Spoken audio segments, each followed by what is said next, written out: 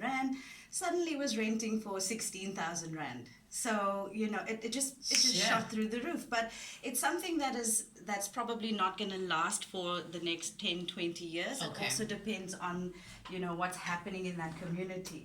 If you look at, so yes, you can say that property is a wonderful investment because it is. But it also depends on how you take care of your property. Yes. Right? Okay. So that actually is the factor of when it actually depreciates or... Yeah. Okay. Yeah, you have to take care of your property.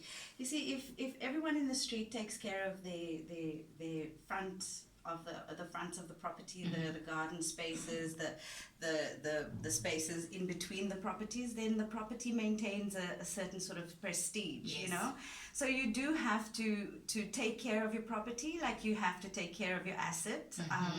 I don't think Beyonce would be a diva if she didn't know how to take care of her property. That's true. And so you have to be able to identify, the parts in your property that needs taken care of. Yes. Otherwise, you are unfortunately going to be wasting and you're going to, be let down by this asset in the long run. Okay, here's another quick question. What do I need in order to qualify to buy property? What are some of the 5 things maybe at the top of your head that you feel like are the most important things that people look at?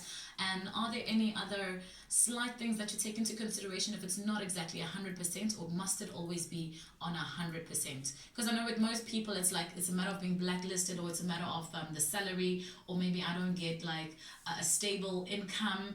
And I know there's different factors, but what are the 5 things that if I go out there and try and get a house that I would really, really need to consider? Ooh, pretty, you asking me a difficult question. Damn it, girl. I mean, the one thing is the ID, because that's the first thing you need. You need your ID. No, you need your ID. That's obviously the first. You obviously need to be able to service your bond. So you need to have to demonstrate that you have a regular income. So when I first bought my property, I was 24, and it was in Cape Town. Sorry, what? Girl, I was not even in Cape Town. In Cape Town, of all places. But I don't this is believe like you. in 2003. I promise you. And it was someone that said to me, "Hey Tracey, why are you still renting?" And I was like, because I can't afford a property. He's like, girl, you get paid. You've got a regular salary. Indeed. I promise you, I was earning 10,000 Rand a month. I was working for a community radio station. And that was my gross. It wasn't like I even took home 10,000 Rand. So I found an agent. And because no one in my family really could give me the advice that I needed, I had to really depend on this estate agent to take me through. And she almost became like a mother, like my mother property, like my fairy godmother. And I was really honest with her. I said, this is how much I earn. These are my expenses. At that time, I didn't have too many expenses. Long Street is in Cape Town. And that's a very definite expense. Yes. Have you been to Long Street? I have. I've been to Long Street. So entertainment, because I was young, I didn't have any kids, I was spending a lot of money wastefully. And I realized that, and after having a conversation with this estate agent, my fairy home godmother, she told me, Tracey, you need to plan and you need to prioritize. You can afford a property in this and this bracket. And she found me like a couple of options to look at. And when I could physically see what my money could afford, I realized actually prioritizing is not that difficult.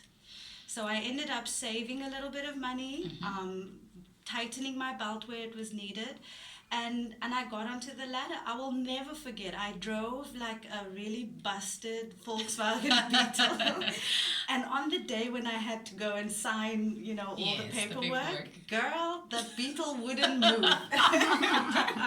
I laughed so hard because this Beetle wouldn't actually. It got stuck outside the lawyers. I swear that Beetle is still there today. I left that lawyer's office feeling so empowered. I can imagine. So when I started talking to you earlier, I said property is power. Yes. I was broke, girl. I couldn't afford. You know what I'm saying? I felt, but there was nothing There was nothing that could beat that feeling of coming home after a long day's work Yes. or a long night of partying, closing the doors and thinking, I could knock a hole in this wall. Yes. And there's no landlord that can tell me otherwise. Nothing whatsoever. I can paint the kitchen pink if I want to, and no one can stop me. And that's the kind of power that you get, that sense of empowerment. Yes. And as a single woman, it was really important for me to be able to do that. So I'm not going to give you 5 things that you need. It's not that simple. It's really, it's about you. It's about your journey. It's about where you are in your own life. And believe it or not, more single women today are buying property than single men. Can you guess I can why? actually vouch for that. Well, I can't guess, but I know that most women have been getting into property a lot lately. And single women, and that's really interesting. It also tells us a lot about where we are in society. Yeah, there's no why. That's just. But you just asked me. Can I guess why? No, I'm asking your opinion. Like, why do you think more single women are into buying property than single dudes? Like, why are the guys not buying houses? The one answer I have is that women mature faster than men. Okay, one of the things that's like a pet peeve, I meet a guy, he's really awesome, he has a really nice car, a really nice car, and then, we go around to his place, and it's like a tiny little... Let's not expose the men, shall we? No, girl, I'd prefer if you had a really small car and, you had a decent-sized property, because for me, that shows that your priorities are right. But, we're not all the same, and we don't all have to like the same things. That's true. So I think important, you have to be able to demonstrate that you have a steady income. You have to service your bond. Mm-hmm. You have to take care of your credit score. Have to honor your debts. I think that's very, very important. And prioritize. That's true. What's important for you, and when do you want to get onto that ladder? Remember, it's a ladder, so you have to literally take the first step. And that first step you need to take with information. Arm yourself with as much information as you possibly can. That is the most important thing. Well, since everybody is going to be needing a property godmother, where can people get you, Tracey? Where can people get a hold of you to actually get help in terms of buying property? Well, we have a website called privateproperty.co.za. There's an advice center. Okay. Go on to the advice center. There's advice for first-time property buyers. There's advice for rentals. There's advice for landlords. There's advice for people who want to invest. And we're starting to talk about the lifestyle of property as well, because we think it's not just about bricks and mortar.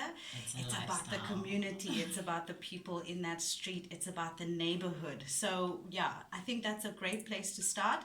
And then also ask your friends and ask your family who have made good property investments. It always helps to get advice from people who have been on this journey before. That's true. Thank you very much, Tracey, for joining me this morning. Thank you, Miss Pretty. Well, before let me not get into anything, but Tracey and I are going to cook up something while you listen to Caesar the Weekend and Travis Scott, Power is Power.